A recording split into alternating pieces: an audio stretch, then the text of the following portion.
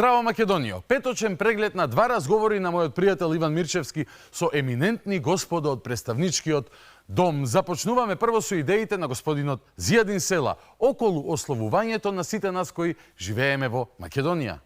Исто така во тоа време, бидејќи после тој референдум дојде на прашање и сега да се случат уставните измени, јас сум имал амандман со кој сакав дека името на државенството треба да стои името на државата. Значи, така што ми кажете да биде северно македонско, така?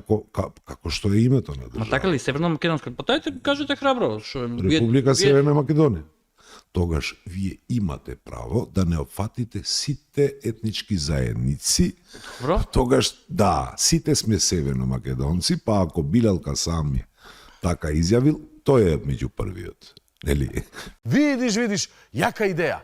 Тој предлагал пред некоја година сите да сме се нарекувале по новото име кое патем народот не го прифати, и ако сме биле сите северномакедонци, ние македонците ќе сме имале право да ги нарекуваме и албанците од Македонија северномакедонци, бидејќи така се викала државата.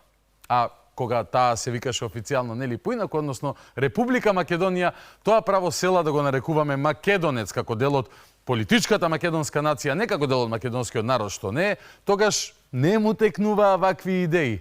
Ама ако ние сме биле северни и тој ќе бил со нас братство и единство, прекрасна идеја. Одиме на следната идеја околу тоа што е правична застапеност. Што е правично, кажете? Правично за мене е освен прво компетентност. Дајте рака за ова. Дајте рака за ова. Втора. Не, ова рака. Компетентни има и албанци, и македонци, и срби, и бошњаци, и турци. Дури. Ево јас си ти дам пример. Јас сум вработил едно прекрасно момче ром во општинска администрација во Струга, најкомпетентниот административен во Струга. Добро, браво, алал да ти е. Не би требало да има премногу врска тоа што е ром, туку што е компетентен, туку каде ти е проблемот на државно ниво? И сега, ко правично знаеш што е? Што е правично? Што да бидат, освен овие што ги реков, етничката припадност после тоа, и правично е да бидат представувани во сите носители на јавни функции. Апсолутно почнувајќи од владата. Се согласувам. Од владата што треба да има правична застапеност. Нема сега ова влада. Кого го има? Дали имаш турчин министер? Види што е правична застапеност. Па дај да направиме 100 министерства, например, и да има 65 министри македонци, 23 министри албанци, не знам колку министри турци, срби, власи, бошњаци, роми, и нека се чуваат фазла неколку министерства за бугарите, се разбира, и за сите останати. Тоа веројатно би била правична застапеност според логиката на господин Зијадин Села. И успад може и да одговори на прашањето дали во општина Струга, која ја водел на времето, покрај тој компетентниот ром од Македонија, имал правично застапено и компетентни срби, власи, бошњаци, турци и ете, можеби и по некој македонец. Благодарам на одговорот доколку дојде. Следно? Не ми требат мене политичари кои се во пензија и денеска ми веле дека сме сгрешиле. Ево ви требат актуелни сега. Него ни требат актуелни сега да не ги прават истите грешки кои се правеле во минатото. Зошто вие правите грешката и тука ми проповедате во 2016 за бинационалност, ако не биде бинационалност, ќе одиме конфедерација. Знаете што се Прометеј? Ама знаете што? Не знаеме што. И баш ме интересира каде ќе води оваа убава мисла дека се потребни политичари кои нема да ги повторуваат старите грешки. Повелете, господин Села. Па второ, зошто ви треба таков говор? Зошто не навредувате, викате дека македонците не постоеле? Зошто македонците? Ама кој го рекол тоа? Вие. Не. Да. Но, сега тој ќе објасни што всушност мислел. Ајде да чуеме. Има изјава Ама слушајме. Во пописот. Каде? Последниот попис која го направи Отоманската империја во Балканот, македонците не постоеле како етничка графа. Тоа е мојата изјава. Сега ја ви покажам контраргумент за тоа. Видиш, изјавата на Села не била дека македонците не постоеле, туку дека во последниот попис на Отоманската империја македонците не постоеле како етничка графа. Не по врат, туку по шија. и не му е прв пат да пласира такви изјави меѓу своите гласачи, бидејќи така веројатно мисли дека ќе ги анимира, без па премногу да мисли како ќе не анимира нас другите во земјава. Ако му е стало до нас, како што тврди дека нели цени компетентност, еднаквост и така натака. Од режија ми јавуваат дека имаме уште една изјава за компетентноста. Малку постара, а? Ако? Дајте да ја чуеме. Dhe Ministrit Rajonale të Pushtetit Qendror këtu në Strug nuk do të kenë 20% shqiptar ose vetëm 10% shqiptar ose as pak. 65% do të jenë shqiptar, ndërsa maqedonasit do dalin te prizë teknologjike sepse na kanë zonë votet tona. Бреј, толку од компетентноста. Мада не се нервирајте луѓе и не го критикувајте повеќе отколку што сте го критикувале Заев, кој во екот на залетот кон градење на Формула 1 стази во Македонија порачуваше дека живи луѓе ќе јадеме и ќе бркале од работа народ за да си вработуваат партиски кадри. Да не го заборавиме и тој стар ас. Следен и последен во овој воведен дел ќе биде легендарниот студент и ни крив ни должен, реално вице-шампион во трката за градоначалник на Скопје Амар Мециновиќ, кој се уште не мисли дека треба да каже барем едно извини што бајаги луѓе беа доведени во заблуда дека е дипломиран политиколог. Пред вас, Ајде. пред македонската јавност, пред било кој во Македонија, нема за што да се извинувам. Има. Ве молам. Има. Ве молам да се Има. докажам. Секунд. Јас сум политичар во Македонија, која е бедна држава. Јас сум политичар во Македонија, во која имала спроведена приватизација, каде што илјадници животи останале без сигурност. Јас сум дел од генерација кој имаше 60 своји сограѓани во дискотеката во Кочани. Тоа нема врска со вашата манипулација која што ја пласирате на медиумите и во вашата страница. Да... Ама оставите ме да си го водам на мој принцип. Рековте дека сега Ама вие можете да водите, јас одговарам во свој принцип. Зошто, Амар, не сакаш да се извиниш за написите по портали и партискиот сајт дека си политиколог? Затоа што живееме во бедна држава и така натака и така натака. Дури и во приватизацијата најде причина за да го оправда тоа лажно представување кое не беше демантирано и негирано од негова страна. Се до онаа дебата со Орце Георгиевски. Интересен човек е овој Амар, мора да признам. Ја не разбирам зошто умен човек, мега А вие не интелигентен. ли би ме гласале вие? Зошто да не ме гласате вие? Например, Не, јас ќе ти како кажам. ваш пратеник кој бил успешен пратеник, кој бил фантастичен пратеник, Ајде зошто да ви не кажам ме зошто гласате? треба да се извините за да се надрозна на нашата приказка. А зошто имате толку потреба да барате извинување од луѓе? Зошто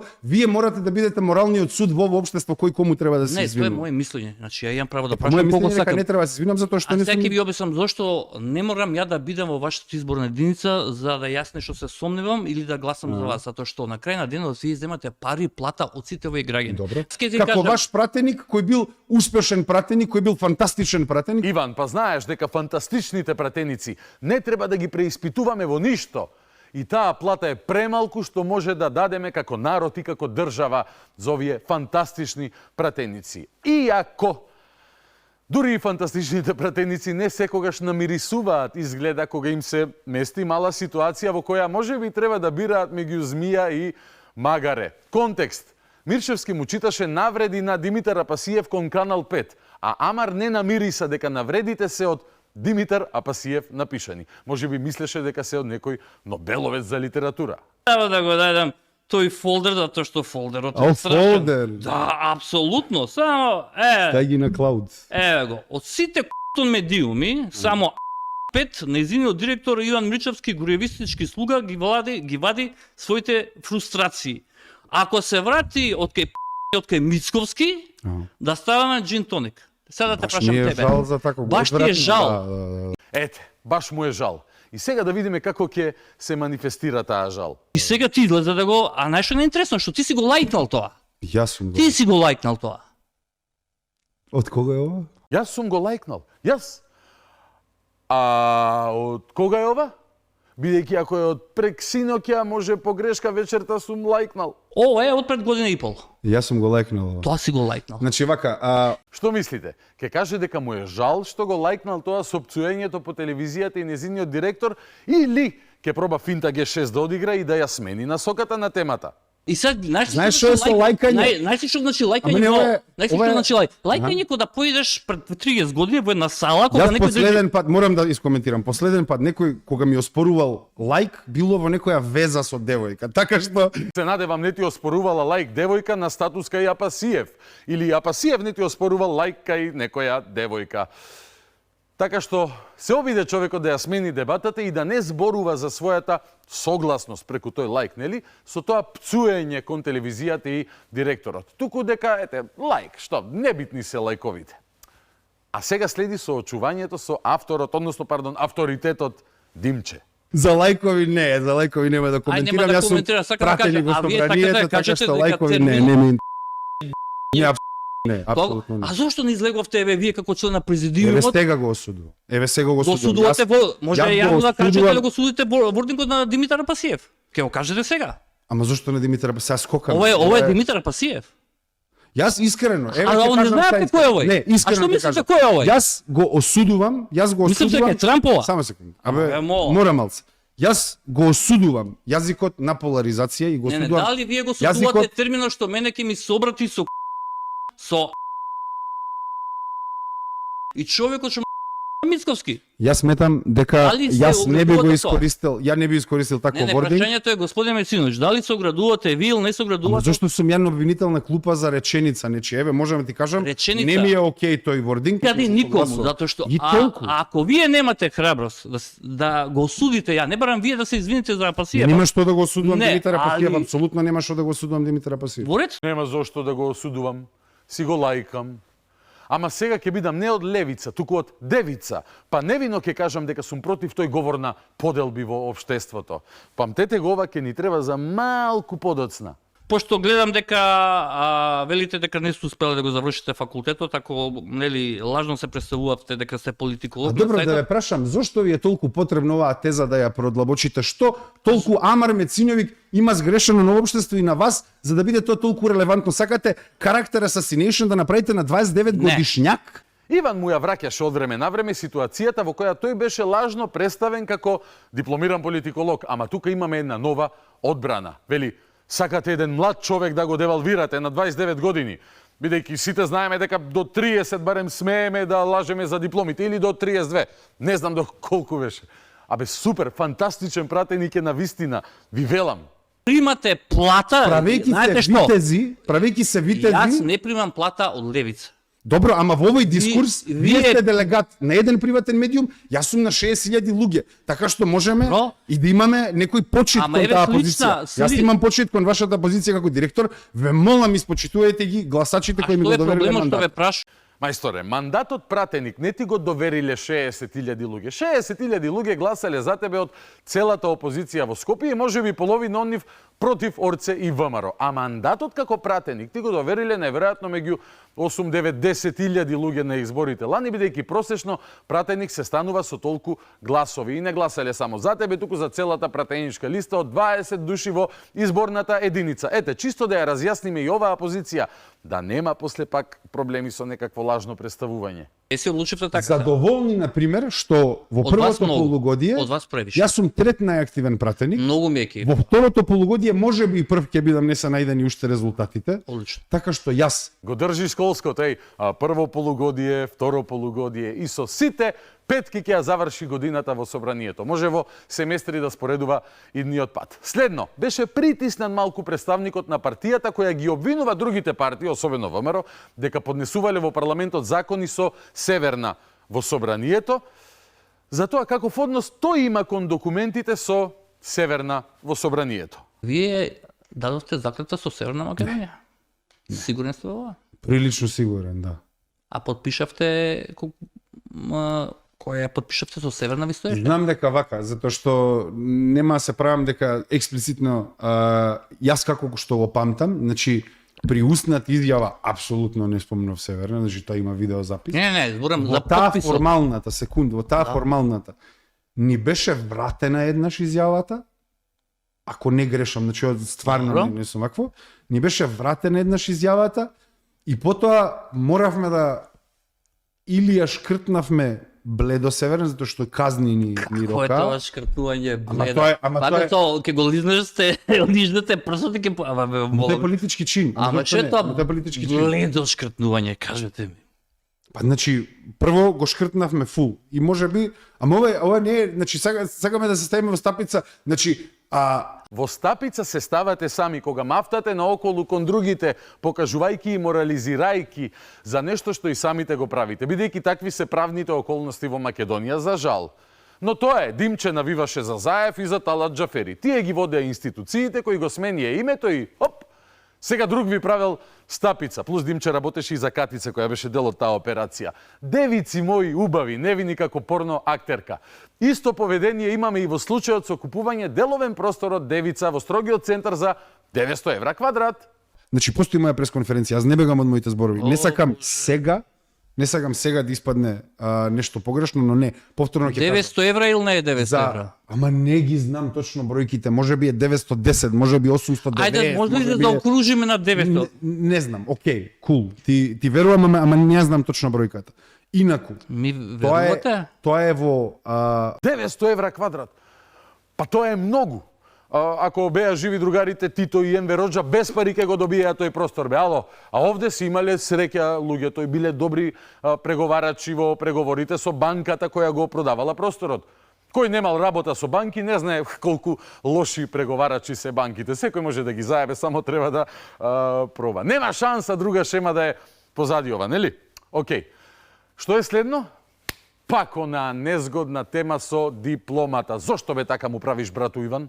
ние ќе се потрудиме. Најдобро што знаеме да го правиме тоа што ќе ни биде доверено. Ама левица е опцијата против власта моментално. За тие што смета дека треба да се оди против власта. Аферим, демократија сме, Ваше тие што право е вие тие да што се ја поддржуваат власта, апсолутно Ваше да. Само не е лошо кога ќе правите CV-то, барем искрено се напишете кој што завршил, кој што Абе има. вратете се уште 5 пати, нема да го девалвира тој фактот дека од политичарите во парламентот, јас многу внимателно постапувам кога се однесува за мене, ама уште 5 пати кажете, нема да го промени фактот дека јас сум супер пратеник, бев супер кандидат и мислам дека повторно ќе го правам на парламентарни избори. Супермен, браво! Обожавам скромни луѓе. Јас не сакам да звучам препотентно. Ама- Вие е препотентен. Па не сакам. Вие, Ама не сакам. Вие Можеби- Бог да чува. Ова дека се можеби- најдобар пратеник, па тоа е најбенигно Па нешто. јас морам да се Ама одбранам од вас не. кои пробувате да ме Ама ова не е девалвирате како да сум од улица Така е. дојден во парламентот. Вие е препотентен, Бог Вие- да чува. Слушайте. Што е сега непрепотентна стаја да чујам? Значи сакам да кажам, на вистина, ние сме возрастни луѓе. Можеме да слушнеме што како збори и како аргументира. Така што повторно ќе кажам, ако ви се допаѓа со пола ум пратеници од ВМРО ДПМН кои здраво знаат да кажат само кои со задоволство пола ум, четвртина ум, Ама не е така. осмина ум. Значи јас можам, тоа ми се мене колеги. И ете така заврши приказната за човекот кој не сакаше да звучи препотентно. И се сеќавате на она од претходно. Човекот кој не поддржуваше говор за правење поделби во општеството. Си ги нарекува колегите во парламентот луѓе со пола ум, со четвртина ум, со осмина ум. И тоа не е се. Има еден дел од пратеничката група кои се кромањонци, тие им се тука за пцовки, за гирање, за ова она. Што си? Епа зборуваме за интегритет, за кој како манипулирал, кој како представил, има еден дел кромањонци. Аха, меѓу ВМРО-вците имало и кромањонци. Нели, не бањати се нормално кромањонци. Ама да не мисли на ВМРО-вците кои со кондури удира по документи во собрание или кои кршеа монитори. Не знаеме, не се. Во секој случај, убав говор кој навистина не прави никакви поделби и не звучи препотентно, туку баш докторски, но не како доктор на науки се разбира. Не, јас веќе со ВМРО ДПМ немам никаква задршка. За таа социопатска екипа, за тие што во изборниот процес сета демократска атмосфера ја уништија. Ете и доктор по психологија и психопатологија. Луѓе со осмина ум, кромањонци, социопати, тоа биле представниците на половина народ во парламент. Односно, драги мои, вие кои сте гласале за ВМРО ДПМН и коалицијата, сте гласале и лани и годинава, драги македонци и сите останати за ретардирани кромањонци и социопати, а за Амар гласале здраворазумните македонци. И откако ќе дипломира, ќе добие уште повеќе гласови од здраворазумните. Да викаш на дипломска, брату, добро? Ај, доста со тебе денес. Одиме на разговорот во студио. Вечерва со Ѓорги Илиевски, поранешен виш инспектор за образование и актуелен човек без влакна на јазикот. Ке биде ултра интересно. Останете со нас. Започнуваме веднаш.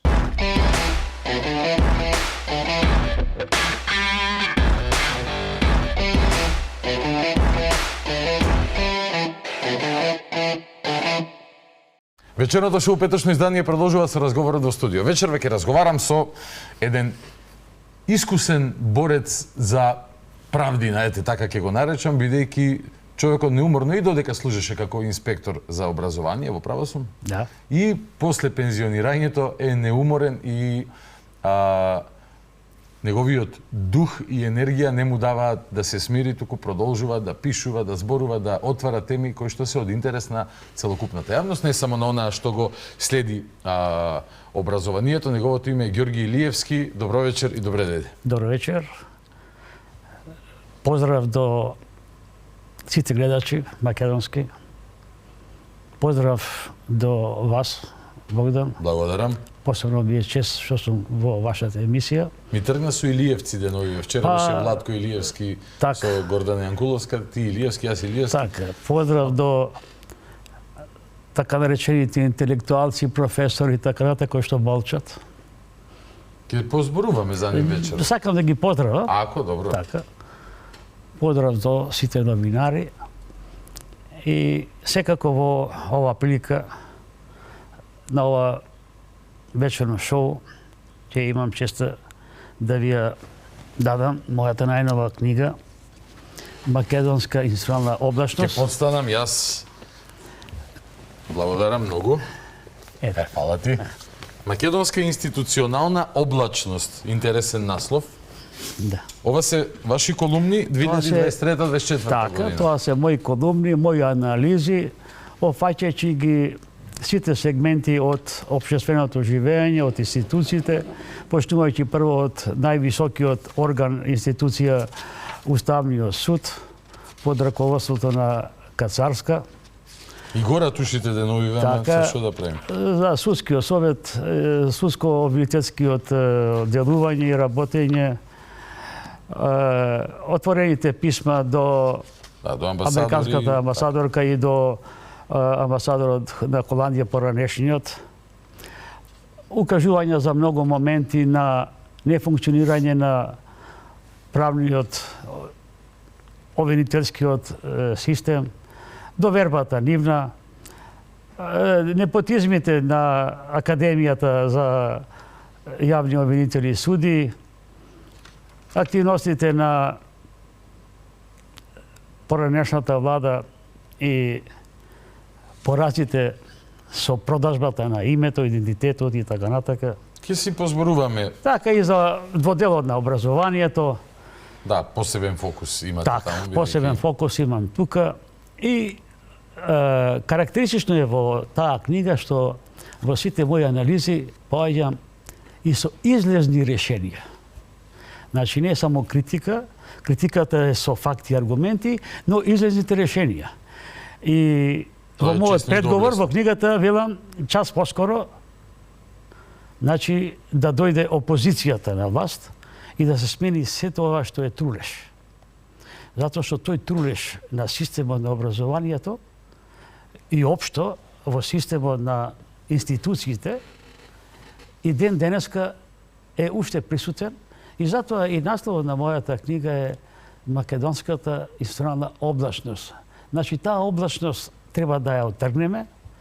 Ќе оттргнеме тогаш кога ќе дојде моралот, етиката, етичката, институционалната вредност на луѓето, по знаење, по заслуги, а не по пријателства, разни Политички интереси, политички лоби групи, интереси, бизнес лоби интереси, групи и така натака и така натака. елитистички здружувања и Така, групации. така. Причината, поводот, не причината, поради која што вечерва ве викнав во емисијата е да ве прашам дали сте вие видовит човек, бидејќи на 15 октомври пишувате една колумна Мисијата Страсбур на правниот факултет Јустинијан I, проект или парадигма на влијанието на академската во наводници елита во сенка. И сега читајќи ја колумната, речи си месец и пол подосна, а откако пред 2 дена излегоа резултатите со тројцата кандидати на Македонија предлози за судија кој што ќе ја представува Македонија во Европскиот суд за човекови права во Страсбур, некако испаѓа дека ви или сте видовит или сте добро информиран човек. Па вака, Богдан, јас комуницирам со сите. Моите анализи претежно се од делот на образованието и општественото живење.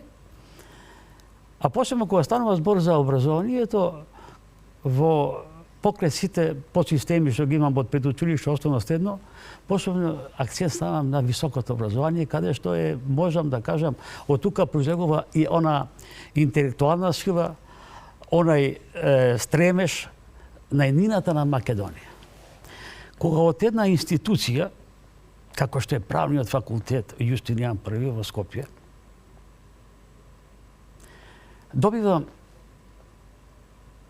молк, добивам позив на разговор, но тивок позив, што се случува на тој правен факултет. Тивок повик за разговор значи дека некој од внатре, кој што смета дека не може јавно гласно да зборува, ви е извор за состојбите? Точно. И тоа не е еден, туку повеќе. Добро. И тивко го зборуваат како неотворено, туку со страв. И зошто ги прашувам, зошто така тивко зборувате? Не го кревате гласот. Вие сте интелектуалци, вие сте професори. Тоа треба, од вас треба да зависи. Вие сте примерот кој што треба да го имаат студентите. Токму тој начин. начин. Што значи интегритет, морал, честност, храброст. и така натака, храброст. А зошто е ова вака? Не смееме, бидејќи имаме доста кланови, доста касти, кои што делуваат и работат и се влијателни во системот на живењето во државата. Значи не е само на медицинскиот факултет, нели зборуваат таму за додуша за семејни династии, а ваму имаме кланови. Така, кланови, и каде што тие кланови делуваат и работат, и тие се сместени покрај во академската фела, па дори и во судството. Низ институциите. Така, низ институциите, и тие делуваат и прават како некој да дојде до некоја позиција. Како црева исповрзани, што ви се Така, рекол? точно. Јас можам слободно да зборувам, бидејќи штета, не сум студирал на правниот факултет за да ги знам состојбите, но не припаѓам на никаков клан, напротив, презирам такви здружувања кај кои што предпоставувам не е квалитетот, не се одлучува мериторно, односно не се форсираат најдобрите, туку се валоризираат некои други врски, така? Така, значи има една ситуација каде што го откривам од таму местото каде што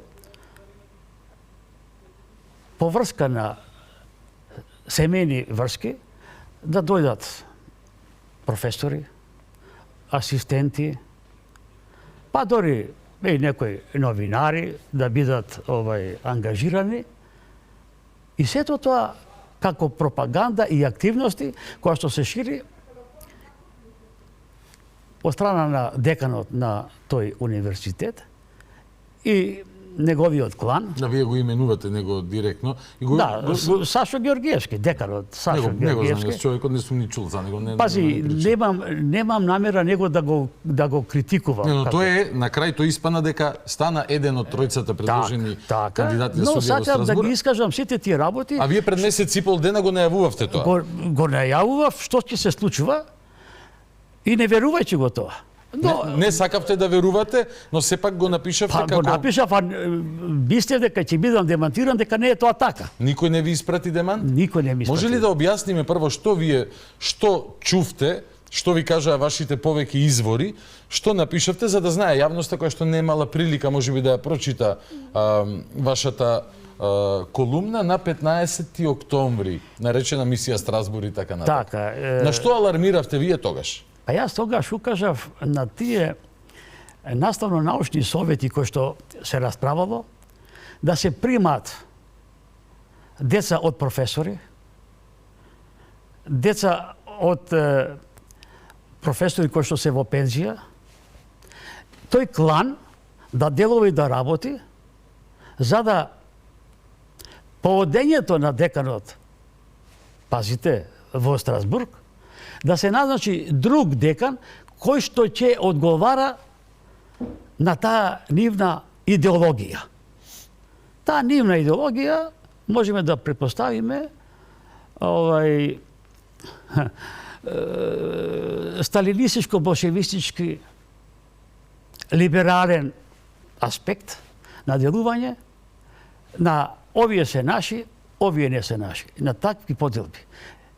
Меѓу самите професори, тие кои што немаат такво мислење се за нив непријатели или не се наши и така натака. И ова не можев да го верувам. И таквата пропаганда проширена понатака, кој што таа пропаганда има и сомнежи за големата активност на една друга академска професорка, која во последната година и така нешто стана уставен судија од правниот факултет. Тоа е Ана Павлова Данева, Ана нема потреба Павлова, да Ана укриме Павлова името, Данова. Веќе вие во колумна сте ја пишувале? Така не, и Ни таа сакам не ви реагираше ништо за пишување? никој не реагира. Никој, а? Никој не реагираше. Умајко. И за да знае и јавноста, таја е сега преку Министерството за правда ангажирана во промени, допълнувања на закони, во обуки, едукација на разни здруженија и така натака, што значи секаде ангажирана, иако институциите на системот тоа го знаат. Но тука може и да има покритие, нели? Таа е професорка, стручна и така натака. Пазите, државата има потреба од стручни Богдан, лица. ако државата дошла до еден само човек да има во државата таков што треба да едуцира, да менува закони, да припишува закони и да се вклучува во сугестии и советувања, а е во Уставниот суд, највисокиот орган, каде се контролираат тие закони што се носат, дали е согласно Уставот или не. Зарем нема тука суди на интереси? Или се во прашања, само што вика странците мани. Пари. Мислите ли само парите дека се или моќта, желбата да се има моќ дека Моќта ја има затоа што ја имаат поддршката од тие кланови, а тие кланови се во рамките на самите институции. Вие пишувате тука дека знаењето се користи како приватна валута, а титулата како обврзница во систем на должници. И ако ова е, како што некои го нарекуваат повторно, некоја врховистичко-болшевистичка сделка, тогаш прашувам дали е ова уште еден чин на паразитска мрежа што ја изгриза државата однатре, претворајќи ја во личен плен на групи и лобија. И вие тука баш го именувате господинот декан, професорот Георгиевски, кој е професор по јавно меѓународно право, дека си фактички дека формирал така мрежа за да а вие тврдите дека на наставно-научен совет веќе било апсолвирано као дека кога ќе стане судија во Страсбург? Јас не тврдам. Јас ги добив сознанијата од самите професори кои што го пренесоа кај мене, но со еден страф. Гледајќи како може еден професор, редовен професор, и било што, академски, научни, да кажам, педагог, кој што воспитува, образува студенти, и едни наши градители на оваа држава. Или суди, обвинители, така натака, министри, правници, пратеници, правници, адвокати. Жално е нештото. И тука се поставува прашањето што е посреди. Значи системот. Во прашање е системот на државата кој што уште понатака институциите ни се во една облачност. И вие тврдите дека во таа мрежа имало ветувања за разни вработувања, И други поволности за... Асистент за ќерка, за внук, синот да се префали од еден универзитет во друг универзитет. А како таа мрежа би ја сработила финално работата, според вашите информации, бидејќи на крај изборот на тројцата кандидати го правеа, нели имаше еден претходен конкурс кој пропадна, па се направи нова комисија, нели, во која што членуваат председателот на Уставниот суд, председателката на Академијата за суди и обвинители, председателот на управен? Мислам дека беше на вишиот или управен, така или на така нешто. Пет души беа. Пет беа, така. И едноставно кога ова претходно сакам да кажам што таа претходна комисија која што беше за избор на суди кој што се избра тројца, меѓу кои после тоа владата го поништи поради доста повреди во процедурата. Морам да потенцирам, во тие правилници стои висока морална личност. Дека треба да... Да, висока морална личност треба да биде, да има искуство во деловите на човековите права, меѓународни, признат правник и така натака. Во тие рамки, тие избрани судии, односно кандидати за судии во Страсбург, не ја гледам таа прецизност, и еден многу суштински проблем кој што го нема, дали против таквите кандидати за судија во Страсбург се води некоја постапка? Против кандидатите? Така, па пекашошка или кривишна. Имате такви сознанија за некој од тројцата избрани? Па, од овие тројца не, претходното што беше. Добро запозната група. Па имаме од... А Ленче Ристовска... Така, специјалното јавно мијоство... За случајот за бонусите. Така, со бонусите. За него не се води тоа во фиока, си седи таму. Пази, тие имале таква опасност, па морале да добиват бонуси, бидејќи работеле во многу сложени и опасни ситуации. Тоа се бонуси за Зарем ние просветните инспектори не бевме или градежни инспектори, или трудови инспектори, или не знам какви други инспектори, немаме таа опасност, кој што ја имавме. А тие добива бонуси за чување службена тајна. Тоа е како на полицајците да им даваш бонус затоа што не убиле никого, а имаат пиштол. Па што се тие бонуси? Чие се тие пари? Која е таа заслуга?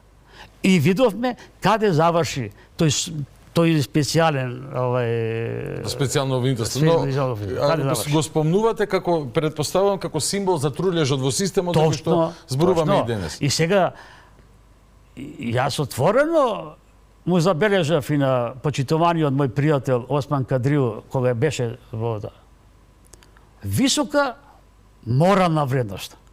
Која е високата морална вредност? Тоа треба да се дефинира. Мртво слово на хартија, нека се стави нешто. Административно како што е истакнат правник, кој може да биде, не знам, обвинител, судија, истакнат правник, така? И сега што е истакнат правник?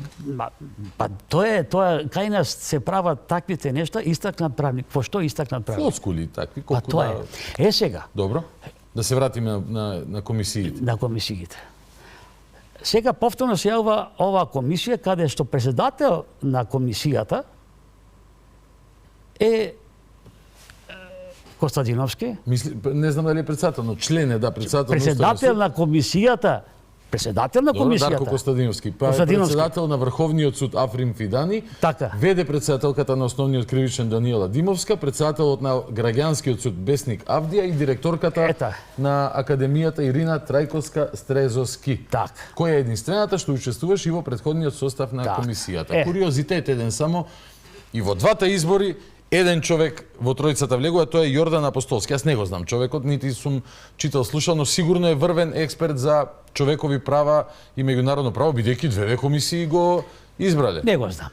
Морам да бидам реален. Претпоставувам, Не го знам и... Штета што не го знаеме, бидејќи очигледно не е го знам. високо квалитетно решение. Така, ова другата исто што е избрана не ја познавам, не ја знам.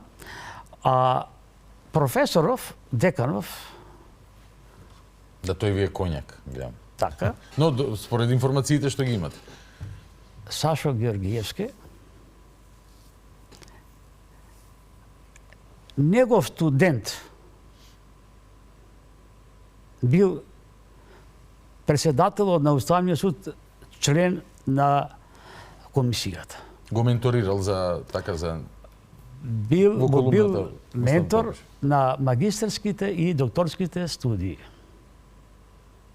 Вие тука гледате непотизам? Не да е непотизам. Тоа е судир на интереси, огромен, кој што во една нормална правна држава не може да помине. Знаете што? Деканот прошол со 5 од 5 гласа. Сите 5 гласале за него. Мислам дека така пишуваше во една мини ограда стам, но 99% сум убеден дека прочитав такво нешто. А може би било фер и честно председателот на Уставниот суд да се иземе од гласањето. Рече, еве јас за овој кандидат не можам, не сакам, бидејќи и пак имаше 4 гласа, пак ќе пројдеш. Што е иронијата? Но она е клучното е дека вие ова го најавивте пред месец и пол и сега всушност се случува. Затоа и сега, имам причина да ве слушам со внимание. Така. Сега, што се случува? Иако запознат дека е судир на интереси, Би требало да знае председател на Уставен суд. не, дали знаел, не знам. Не знам. Затоа што ја знам, кога ги прашав студентите од прва година на правен факултет, сите тие го потврдија ова што ја го зборувам, дека е тоа судир на интереси и не може да биде. Пак сакате, крстете го и непотизам и сите тие работи. За господинот председател на Уставниот суд, намерно го зборувам сега на Уставниот суд, не е спорно што е во комисијата, спорно е што неговиот професор му бил ментор за магистерски докторски студии. Не е спорно што му бил ментор, спорно е што овој гласа за него. Не, спорното е во тоа што тој треба да се иземе. И спорното е во тоа што тој негира дека има судија на интереси. Дека е тоа институционално академска хармонија. А е таа хармонија сакам да ја слушнам и да видам каде. Па се поднесуваат представки до Државната комисија за спречување на корупција против ова, дали има суди на интереси. Вие поднесовте представка или? Не, си поднесуваат други. Добро. Да, читам, имаше и во текст на Слободен печат пријава за судир на интереси, академскиот ментор на Костадиновски сега е под негово менторство за Страсбург. Така. Текст на Фросина Факова Серафиновиќ. Да. Сега, кога ти говориш... И ДКСК изреагира ли некако? Изреагира и дека е судир на интереси. ДКСК даде таков став? Да. Дека е судир на интереси. Судир на интереси. Согласно законот за судир на интереси, да бидам по-конкретен, бидејќи ја почитувам македонската јавност и треба да знае, помеѓу уставниот судија Костадиновски и кандидатот за судија во Страсбург, професор доктор Сашо Георгиевски, кој бил негов академски ментор на магистерски докторски студии. Во согласност според член 2, став 3 и член 74, став 1, о Законот за спречување на корупција и судирот на интереси, ваквата ситуација представува класичен пример на потенцијален судир на интереси. И сега, и во законот стои, секоја личност која има службено влијание во постапката, каде што може да има приватен или емоционален интерес, е должен да се иземе и да го пријави тој однос. За жал, господинот председател на Уставниот суд, затоа што сето ова морам Богдан да ви Нема кажам, проблем, дека Георги. јас ова ќе го доставам и ќе ги запознам сите амбасади во Македонија, сите амбасади, и ќе го обелоденам ова. Кој го руши угледот на системот во Македонија? Кога еден председател на Уставен суд не знае што е интерес, односно суди на интереси, или така може да му одговара, поради тие кланови, поради врските помеѓу академската и судската власт, и реваншизам за тоа што добил титула магистер, доктор и така натака, и се поставува прашањето какво е тоа знаење. Кога тоа доаѓа од Уставниот суд, кој што сите други судови се подчинети под тој Уставен суд како највисок орган. И како тоа го гледаме ние како држава, како систем, јас го гледам како трулеш. Како го гледаат младите? Зошто ни бегаат младите? Зошто нема доверба? Слушам судството, обвинителството, доверба 2%. Не, јас во моите колумни сум пишувал минус 2%.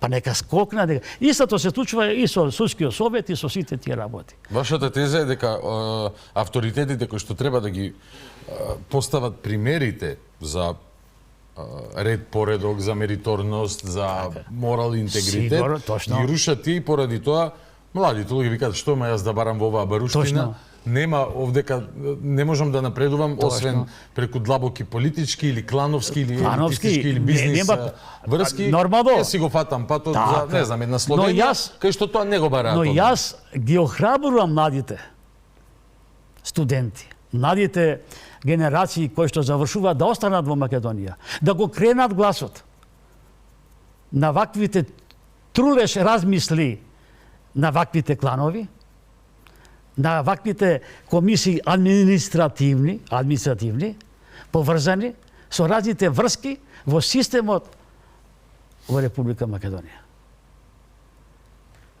Да не се чудиме каде сме. Најголемата опасност е криминалот. А што е ова? Што е ова? Криминал, корупција? Не само во парите, си ми ти дал пари, па криминал. Криминал е токму и ова. Овде имаме правна несигурност на тие што живеат и имаме неморал. И за тој неморал и за таа правна сигурност треба да се сносат одговорности. Не може да бидат вечни сите. Не се коментира донесената одлука од Уставниот суд. Па како да не го коментираме ова кога председателот на Уставен суд не знае што е суди на интереси? Не знае. Така му одговара. Но што... ако е тоа вистина, ама не може сам тој тоа да го направи. Па сега, таа комисија има 5 члена. Пазите сега, тие се состанале, комисијата, и поразговарале, и председателот на судот, Костадиновски, во таа комисија кажал дека јас треба да се иземам поради тоа што деканот кажал дека треба да се иземе. Да се иземе, значи кажал, знаел, но добро. Јаката комисија на тие судии, пазите, тоа е сега трагедијата македонска на трулежот. Немањето достоинство, искреност. Констатираа дека нема суди на интереси. За нив не е суди на интереси што директорката на агенцијата на Академијата за обвинители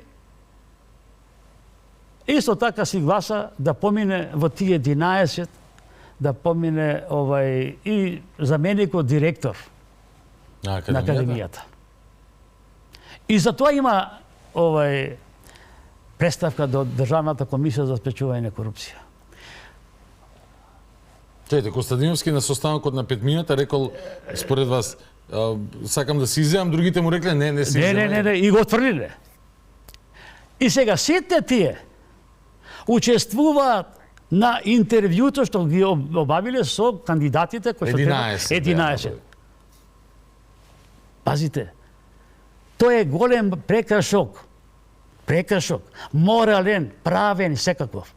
Од овие причини, за ваквата работа што е направена, јас нема да бидам, како што и до сега не сум бил, да ги информирам сите амбасади и ќе ги информирам и надвор од тука за ваквата ситуација што ни се случува во судството. Сега ова е скандал во судството, кога ние не можеме да избериме прав кандидат кој што треба да ни биде судија во Страсбург. При што, зошто позицијата судија во Европскиот суд за човекови права за Македонија би можела да биде од корист од аспект на лобирање и така натака. Пазите, ние имаме наши случаи таму.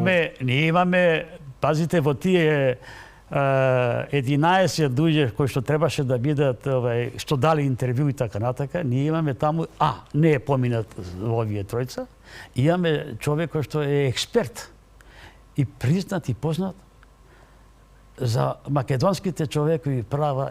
Тони Менкиновски, така е. Тој е познат и признат меѓународно. Според мене е резил што тој не е во тројца. Резил. Види, според мене лично јас кажам. Јас не сум адвокат на Тони Менкиновски. Не сум му јас. Ево може да е судир на интереси. Мене ми е пријател. Не. Ама јас верувам во неговата слушност. Јас имам многу пријатели адвокати, па не мислам дека треба да се верувам. Фактите и доказите кажуваат. Така е.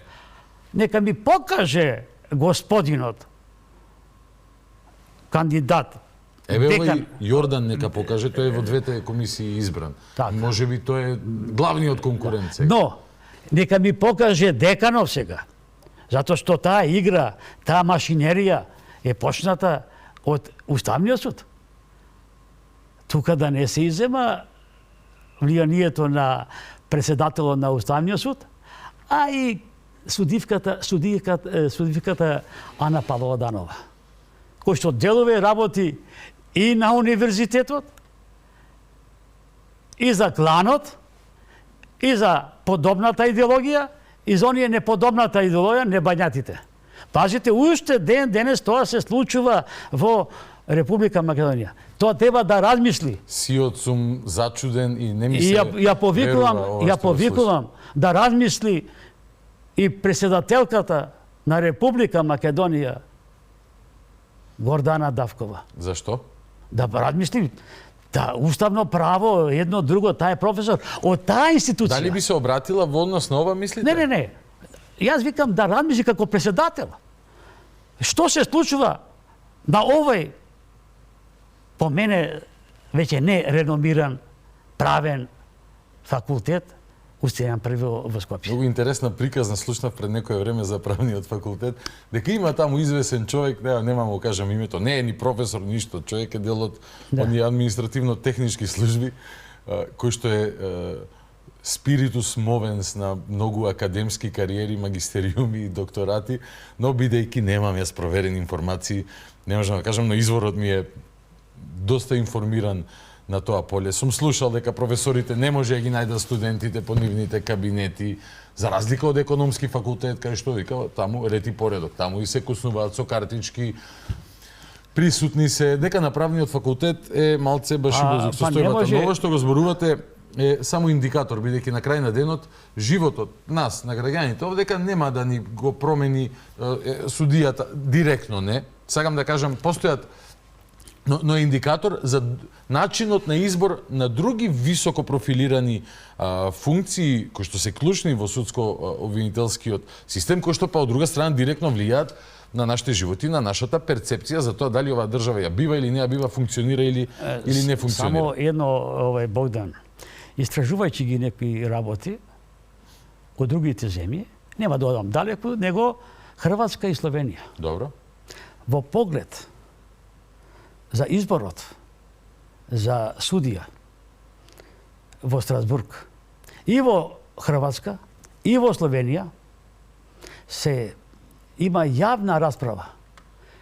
Јавна расправа има. Отворена јавна расправа, не како ова овде административно што си напишал, ето, Овој може. Ама не овој може затоа што е способен и знае, затоа што ми е пријател, затоа што е од тој клан. Од мојот сој. Пазите, од мојот сој. А, ти не си од мојот сој, ти настана ќе бидеш. Небањаци ти. Небањаци ти не можеш ти да бидеш. Во Хрватска и во Словенија, во таа јавна расправа се вклучуваат еминентни судии, правници, адвокати, кои што јавно се расправа во Хрватска и во Словенија. Зошто кај нас молчат? Па, кој од нив излезе? Зошто молчат? Па кај зошто нас? молчат? Професорите зошто молчат? Па зошто молчат? Па што се плашат? Па еве се Што ќе плашат. им се случува? Нема да им прават муабет Па по затоа ходници? што не, се плашат затоа што во една катедра има премногу професори Добро. кои што едноставно те немаат фонд на часови. Дека ќе бидат на тој начин? Па на тој начин. Па вие знаете дека еве еден мој пример. Бев на правниот факултет да си испитам некои работи. Вас кога ќе видат таму коса им се ме крева? фати страф. Зошто? Па нема студенти. А па зашто нема професори по Нема кабинетите? професори. Не им држат предавања. И ги прашувам, овде може да се сниме некој хорор филм. Нема. А тоа во времето порано не беше така. Дали е тоа е правен факултет, дали е економски или било што науки. Сега тоа го нема. Може да има декан од нов начин на Па организирање? затоа што сите се вклучени, господин Богдан, се вклучени во разни проекти кои што се даваат. Зашто се тие проекти? Јас би И- сакал да видам и ефект пазите, од тие проекти, и ама сега- не гледам ефект од Па тие еве, проекти. Ислама кај Бази, можете да го најдете избра Ѓорги без програма, без ништо. Ислама Бази стана со гласови од не, сега да не ги сатанизираме Западна Македонија. Истокот гласаше за Ислама Бази. Така. Нит го виделе, нит го Така. чуле, нит го знаат, нит бутур, нит програма имал, нит ништо. Точно. И ефектите од работата на човекот ги гледаме Така. денеска. Компир. Гордана, И сега што? Гордана Лажетич. Кој е Гордан Лестич? Гордана Лажетич е професор на правниот факултет. Добро. Сега е во МАНУ избрана избран за... за да, Така. читате. Против кандидатот на Гордана, ако видите кој е што е, има научник, професор, научник, со импакт фактори, не може да помине. Зошто не може? Кој е против кандидатот? Ја не сум упатен, Тој не е би од, сакал да коментирам. колку што јас знам, дека е од филозофскиот факултет. Го познавате човекот? Не го познавам. Не го познавам, но Но тоа е вашиот впечаток, не е разбирам. впечаток. Читајќи ги трудовите и не, нито другото. Гордана Лажетич нигде не е цитирана, но едно-две ако има негде, а ова е на 100. Овој не може да помине, затоа што не му одговара на Владо Камбовски. Владо Камбовски е тој кој што сегде го има. Секаде, во секоја комисија го има. Само не знам дали го има и во Кучниот совет како председател. Не знам, само тоа. Не сум испитал кај што живее, дали и таму е председател на Кучниот совет. Секаде го има Владо Камбовски. И што се случува? Што правиме од МАНУ? Има и заслужени луѓе. Има и заслужени луѓе кои што се. Во тој избор, јас конкретно сам ова да го искоментирам. Не го знам начинот на избор, нели таму некои членови се бараат, се повикуваат, смисол според одреден профил, така имаше прилика да влезе таму сега како надворешен член и професор доктор Стојко Стојков, зашто јас сум неизмерно Пазите сега. среќен. Не знам како и на времето пред години и Коцаре им се протна како председател, можеби мисле овој физичаров, а таму Нема појма. Нема појма. А тоа е легенда. А после кога отвори со своите патриотски ставови, така да во однос на сега да знам изборувал. Не сакам да земам на душа. Сакам да кажам Ни друго. професорката Лазарич Да не ги мешаме. Но не се. Господинот Стојков е човек кој што заслужува Знам со неговите кој што трудови, со неговите трудови на правниот факултет. Таа не поминала на наставен научен совет. Како предлог. Тоа е предлог на Владо Камбовски. Да се вратиме на изборот на бидејќи на крај на денот МАНУ ќе функционира како што ќе функционира, но вие повикувате на 15 октомври Универзитетот Свети Кирил и Методи не реагира. Просветниот инспекторат не истражува. Ако сите молчат, тогаш како ќе кој кого ќе штити во оваа земја? Сами од себе ли ќе се штитат институции? Токму тука е она што јас го велам, нека ми просат и луѓето кои што се во власт. Зашто да ви простуваат, Ѓорги? Да ми простат си го вашето што мислење и готово. кажувам дека уште влада е трулеш. Не се расчистени работите. Тоа Не чистка, пазите, не чистка. Него Ако правиш чистка, си иска како другите, така? не, се разбира. да се види зошто законитоста не доаѓа до израз, зошто етиката, моралот, достоинството на државата, ако ја сакаме државата, сите тие вредности треба да ги имаме. Христијан Мицковски е многу во право кога вели прочистување и во судскиот совет, дури и во уставниот суд, и во сите, не дека сите суди сите се корумпирани и работат незаконито. Но по големиот дел да. Сите викаат не, по малиот дел не, по големиот дел не функционираат законито, правно, туку корумпирано, непотистички и се со суди на интереси. Предпоставувам, вие не сте исто за да им се зголемат платите на судиите. Не сум. Што мислите за председателите на уставни судови очигледно ви се посебен фокус на интерес, бидејќи претходно и Добрила Кацарска ви била, еве, и во оваа книга имав прилика неколку наслови да дзирнам. Сум шокиран, збунет и многу ми е жал што толку критика сте упатили на Кацарска, но таа деновиве не само што известуваше за она околу пензиите, дали било уставно, неуставно, линеарното покачување, туку вчера и премиерот јавно сподели одговорница во собрание дека според информациите што ги има, одлуката е веќе донесена и дека ќе го укинат како неуставно. Од друга страна, и сад неговата теза, која што звучеше доста податливо, разумно и сликовито, беше на пензионериве, кои што, не знам, 3, 14, 15, 16 илјади денари Од 8.000, 9.000, 12.000 денари, така. А судиите 200.000, 240, 300.000. И тоа им било малце. Пазите, малце. Значи, Па нели тоа говори за карактерот на луѓето, ако ти се малце 200.000 денари, 250.000 денари, дека ти си таму за пари, а не за да раздаваш право. Не дека не треба да е добро платен човек кој што се бави со одговорна, апсолутно треба да е добро платен. Ама ако цело време што слушаме ние последниве месеци? Пари, нели? Па кои се резултатите за тие пари? За колку случаи се зборуваше низ годиниве, обвинителство со прст не мрднало? Што со тие пари на крај на денот? Еве само да ви кажам еден податок. Основниот суд во Битола, Основниот суд во Охрид, Довлев од Охрид. Не го познавам. Подобро да не го познавате. Подобро да не го познавате. Си носи паушални работи.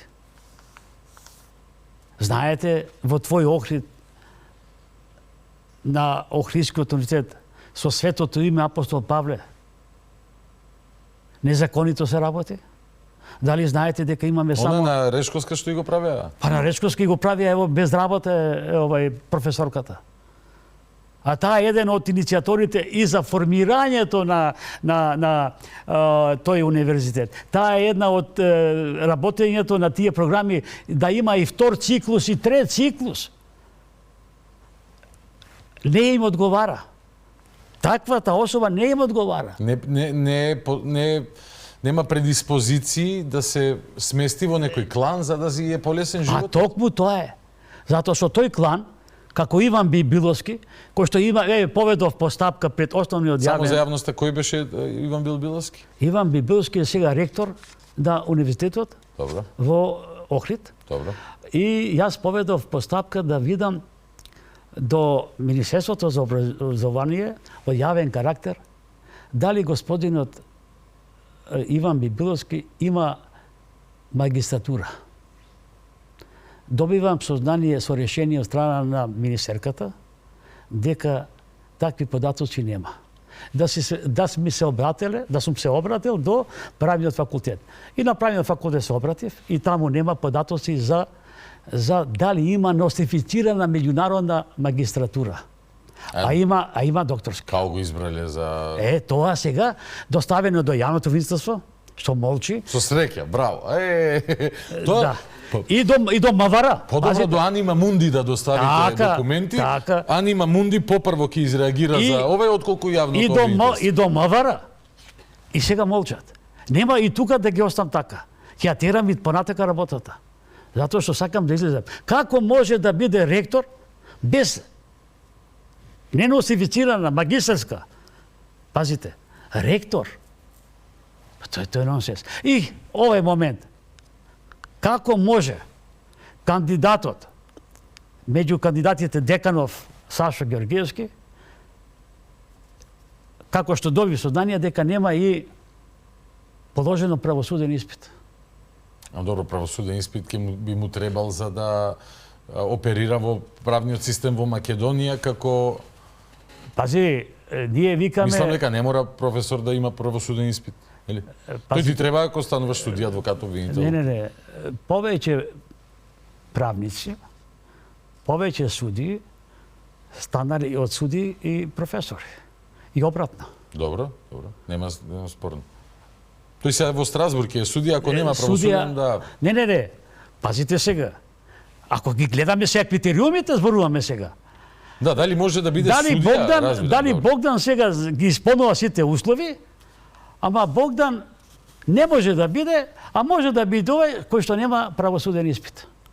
Пазите, кои се тие логики, кој е таа диалектика на работите кои што се случуваат? Интересно би било да се некакво образложение да даеше таа ценета комисија од 5 члена, зошто овие тројца кандидати пример ги бира, зошто другите не се во ред, за да или па да беа јавни седници, дека беше идеално. Не, кажа, невиден експерт бил овај Кој? Деканот. Невиден никаде. Невиден експерт. Ама јас барав да најдам што кај го има, кај е присутен, го нема нигде. Другите адвокати Да, не ги знаете и стават Не ги знам и не би... Сакам да кажам, зошто го спомнуваме... Мислите дека другите се избрани за да се спотери за на крај овој главниот кандидат? Другите двајца се избрани за да изгубат. Како пратили, разбирате? За да изгубат, тоа е вашето мислење. Да. Но ве уверувам, јас, Ѓорѓе Илиевски, ќе терам до крај работата. И до Страсбург да бидат запознати сите. Што ве мотивира толку, ме мотивира ова затоа што се прави една неправишност. Знам дека неправди ве нервира. Неправишност. Ме нервира зошто секогаш да се страми Македонија. Зарем не се страмеше сега од она што вчерашните ваши гости што беа тука, Гордана Јанкуловска од Страсбург, добија дека ќе се продолжи процесот. Значи има елементи на неправишно судење. Мислите на Кацарски е гајле за тоа? Не. Нема да ја допренезе ни под джепот, не. Освен ако не ја го Не, ќе си има одговорност. Тоа мора да има одговорност и ќе има одговорност. Таа Кацарска и незиното судење за 27 април се изучува во Шведска, во западните земји, како не треба да се суди. Значи, пазите. Ако се отвори до крај случајот, ќе се изучува во сите земји на светот. Не се изучува како не треба. Пример, негативен е тоа пример. Само да се отворат картите до крај. Тоа знаете, Богдан, што значи за Македонија? Како да не ги интересира? Па Македонија може да биде исмејана, да се стави во рангот, да не е жив сега, да речеме, Гогол од ревизор, па ќе пишува сега истото што се случувало во царска Русија и така натаму. Вие сте многу поискусен од мене. Нели ви е јасно дека има солидна група на луѓе на кои што име гајле за Македонија во општеството? Не вчера пред емисија ми го искоментиравте, не мора ни по име, а и по име па голема работа. Ама овој прелетачот во ставовите кој што вчера го пушти во стендапот, Стевче, кој што вика мора да го смениме уставот, луѓе, ќе ни се распадне земјава. Чекај бе малце мајко му стара. Чекај, како тоа од ревери, патриота, кама, кубур, базуки, не знам, партизански бајонети, што се не. Одеднаш, вика, види, сожалявам, ама ќе ни ја делат земјата, како еден пример го спомнам. Него Венко Филипче вика, јас политичката кариера ќе ја жртвувам само за да смениме устав. И ти си викаш, после сите овие години, после сите овие случувања, ако не знаеш 150-60 години историја наназад, не мора да знаеш добро, ама од 2017 до денес памтиме, така? Не е тешко да се памти. Колку пати не излажале до сега со исти фори, 100 пати. Викаме, ајде сега, 101-иот пат нема да е поинаку. Ајнштајн, што е жалосно. Знаете што рекол за глупоста, да правиш исти работи, да очекуваш различни резултати. Знаете што е... Јас ја сакам Македонија, како што се сака многу. И патриотски да се бориме. Патриотски да ја издигнуваме Македонија. Патриотски се и нашите деца, нашите генерации, нашите студенти. Да остана тука. Затоа што не му било лесно и на Мисирков во пред 100 и нешто години кога за македонските работи. И него го исмејувале како македонски јазик. Тој се борел и успеал во сите негација. Или Цепенков со неговите приказни едно друго, таа наша историја. Се поставува прашањето дали ова комисија работи како што ќе му каже Џамбаски. Сега ќе ми го поставите прашањето. Алудирате на Ангел Џамбаски? Да, Ангел Џамбаски. Европретеникот? Така. Кој што кажа дека Тони Менкиновски ако биде избран нема да влезе во... Така. Што тоа значи? Што тоа значи да свати ова така наречена комисија нестручна? Тоа би се рекло силогизам, но значи дека Ангел Џамбаски е задоволен од изборот на комисијата. Затоа што овие му направија услуга, да не направиме проблем. Што проблем? Па овие тројца што ќе бидат таму, моето чувство нема да поминат. Нема да поминат. Не знам дали има таква опција или мора да изберате. Не мора. Ќе се прави интервјуи таму со сите работи.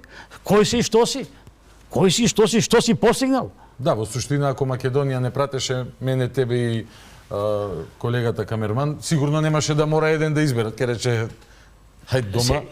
Има услови таму. Дали е јавно, нив ги интересира и тоа. Ќе се обратите ли до којата се Европската комисија, кај се бира да ги информирате за случувањето? Се. А зошто мислите дека ве сметаат за неважен маргиналец или не сакаат да зборуваат на темата? Зошто не ви одговорија, макар да ве обвинат за клевета, да тужите? Вие сте овде многу експлицитен.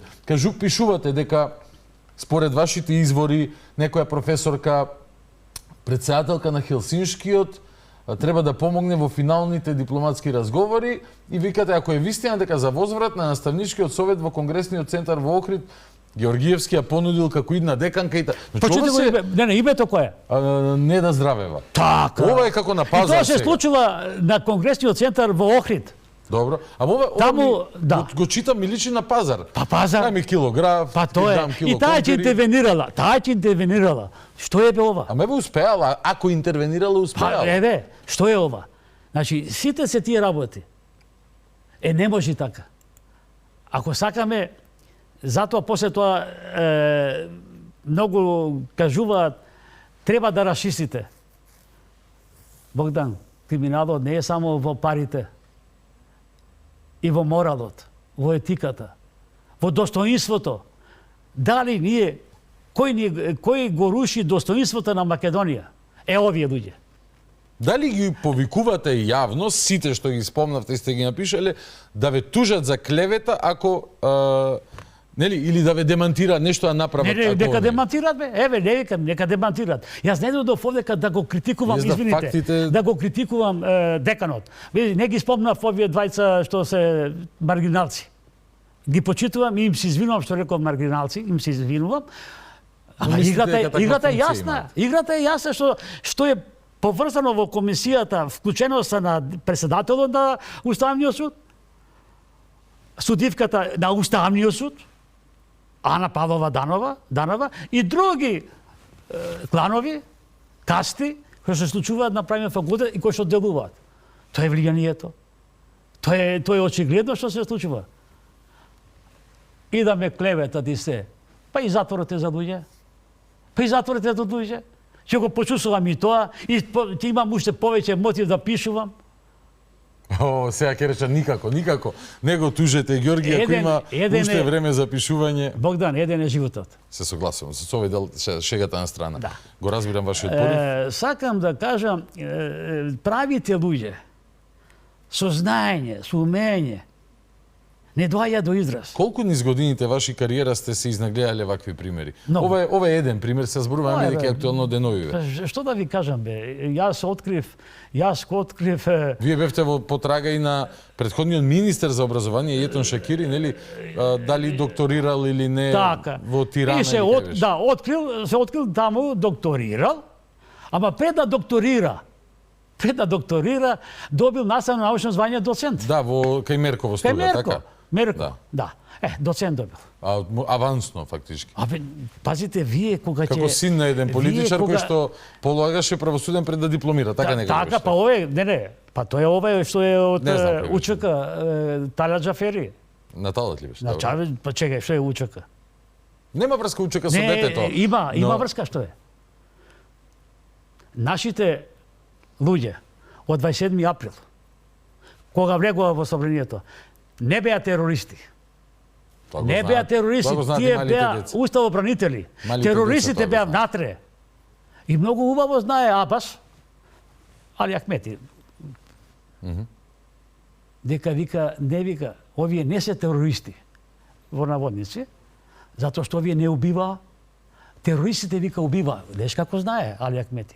Терористите убиваа. Читал. Така. Затоа ХАК, Европскиот совет, Европскиот суд, тие застарени, не се застарени тие дела за геноцид на македонските граѓани. Господин Ѓорги, при крај да ве прашам, верувате ли вистина дека во свет во кој што интересите се секогаш вечни, ева сега гледате што се случува, како изгледаат тие преговори, како започна војната на Русија врз Украина, па како сега преговорите течат, алијанси, кланови, западот на Европа, како ја буцка Украина, Варшавска група како функционира, кој како се позиционира и така натака.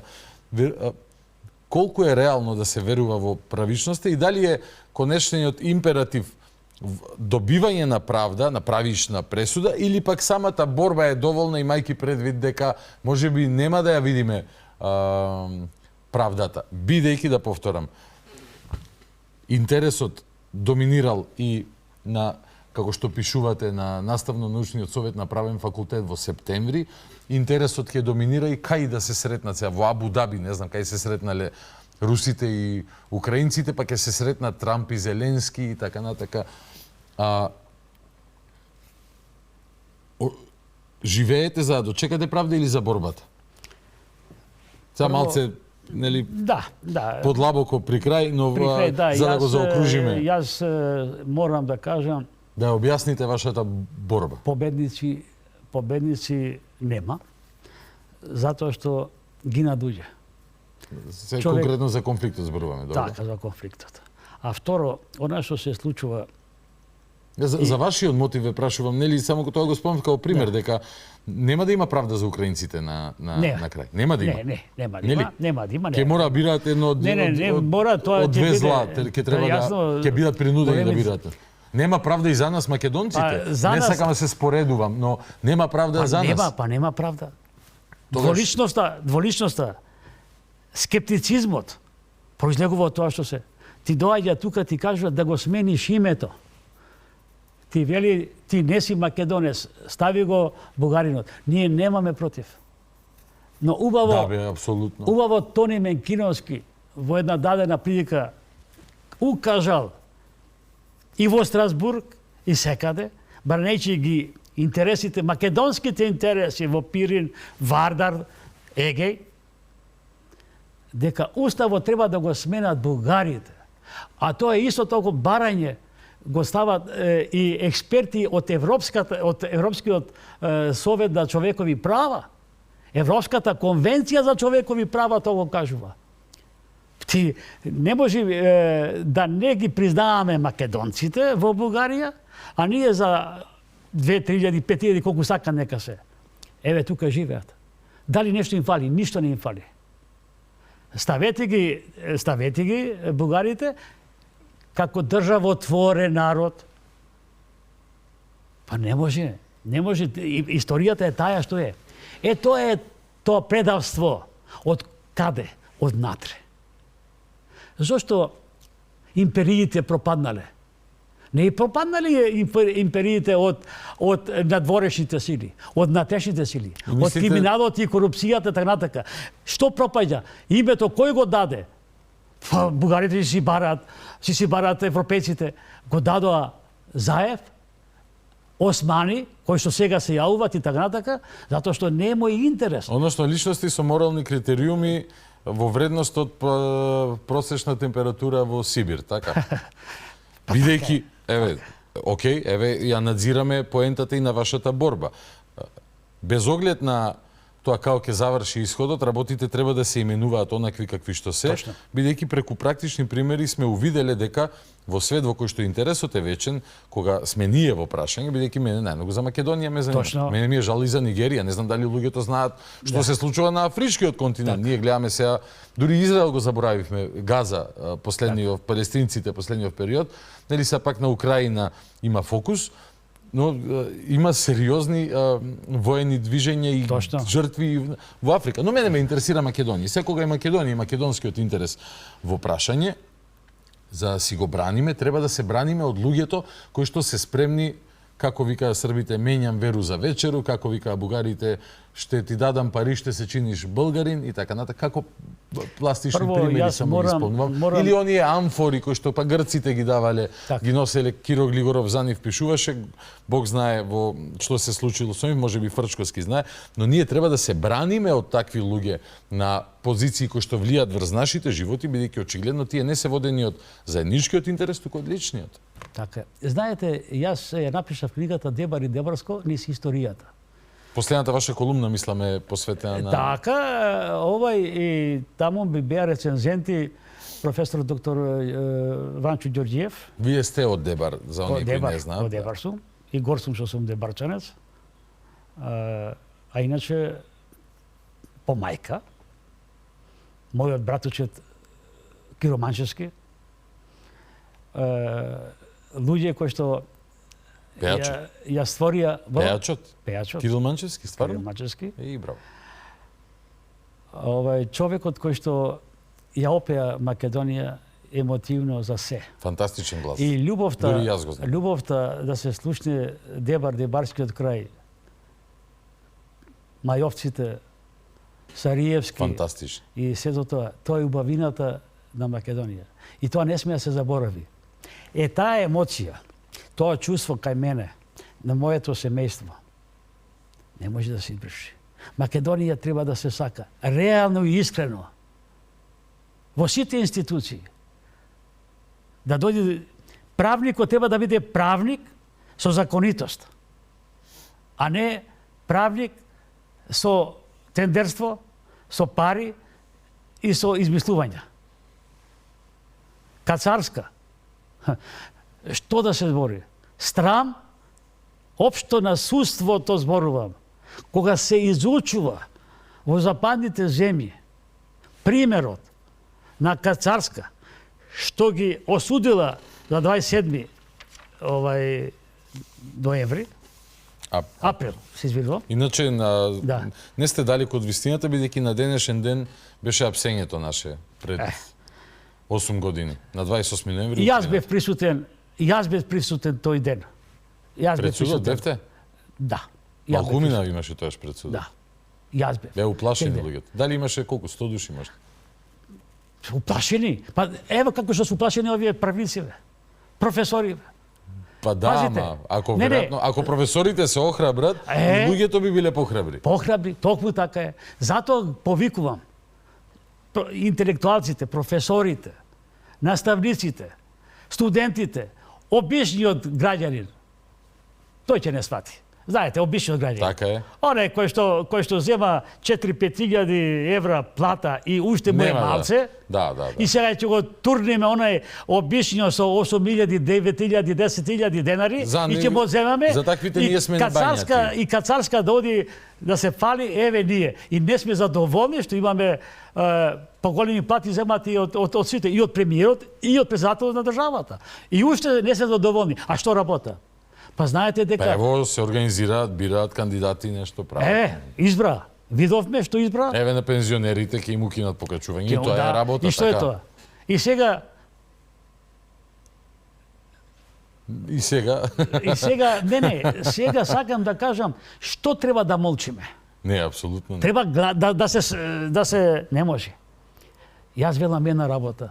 Борбата секогаш да биде со кренато чело, со крената глава и терањето напред. А еден е Господ. Јас мислам дека со Господ напред Македонија ќе оди напред и таква ќе биде. И сите оние кои што се обесправени, и во конкретниот случај на луѓе кои што имаат авторитет и се признати, познати и меѓународно и сегде, вие го отфрлате. И што ќе биде срамот за Македонија? Ако овие ни се врата назад повторно, бирајте други. И зошто не почнуваме да работиме како Хрватска и Словенија, бидејќи не знаеме, како тие ги избираат. Јавноста знае дека ќе го избериме Петко, Трајко, тој, али тој покажал и во јавноста. Не ги знаеме овие во јавноста што покажале. Што покажале? Да, административно покажале зближување клановски и едноставно мафијашкото делување и работење. Мафијашкото делување и работење е присутно во системот на државата и од тие кланови. И од тие кланови ние треба еднаш да расчистиме и треба. Битката мора да се води. Никогаш нема да расчистиме, треба да се бориме. Мора да се бориме. Криминалот не можеш да го искорениш, но мора да се бориме тука. Мора да се бориме. Да не се охрабрува, туку да се обесхрабрува. Затоа што треба да му дадеме надеж на моите деца, на твоето дете, две да се здрави и живи, на другите деца и така натака, да ги охрабриме. Утре едноставно ќе не сакам овде да живеам, ја ќе си одам во странство, терај таму ти со старата, живи си сам и така. Ќе останеме без деца. Тоа се случува. Не, напротив, треба да ги воспитуваме да си ја сакат Македонија, да се борат тука, ама и да бидат гласни за правичност. Правите луѓе на право место. Тоа е битната работа. Мене не ми треба титула. Јас сум во пензија, ќе делувам, ќе работам и ќе творам. Нема да творам тогаш кога ќе би од мојот организам веќе снема ни сила, ни ништо и нема да бидам меѓу живите. Само тогаш. А иначе те терам до крај на мојот живот. Ти благодарам за прво одвоеното време, ти благодарам за споделувањето на ставовите, директноста, искреноста и ти благодарам за борбата што ја имаш во тебе, бидејќи една од најважните лекции што еднаш некој ми ја дал, тоа беше Бато Димитров, драмскиот писател. Не знам и дали памти, Бато еднаш ми посвети една негова книга, јас тогаш веќе имав учество во јавноста со оние протести против промена на име 2008 година и ми пиша во една книга "Чувај го бунтот во тебе". И чувањето на бунтот, негувањето на бунтот е пожелно за секоја личност, бидејќи така се држи критериум, така се адресираат нештата со вистинско име и така се прават промените. Ти го имаш тој дух. Па сум можел јас да сеам дома, Ѓорги, ни протести, ни во телевизија да правам што ги правам. Сакам да ги охрабрам луѓето и јас. Морам да ти кажам на работа. Една минута само те молам. Затоа што во Дебар, кога ме сретна и ми вика вака, а јас бе пак со мојот син во Дебар, албанец беше мој пријател. А бе вика, Ѓорѓи, се е во ред, вика, ама овај синов твој, вика, гледам таму пред собрание едно друго. Кој син? Па Богдан Илиевски. Мислеле Абе, дека сме викам, овој ми е син, викам, се вика Петар Илиевски. Тој ми е, вика, близок, исто како мојот син. Смета ли нешто? Не. Борбата за Македонија. Борбата за Македонија, борбата за уставното име, борбата за опстојот на македонски. Ако такви луѓе, како тебе, како други, немаме, затоа сум горд што сум во оваа емисија, сум горд што со тебе седнуваме да разговараме и твоето дело нема да изумре. Нашите чекори мора да одат напред и да ги воспитуваме нашите деца да си ја сакат Македонија. Да си ми жив и здрав, морам да завршувам тука. Ти благодарам на убавите зборови. Се гледаме во следна прилика.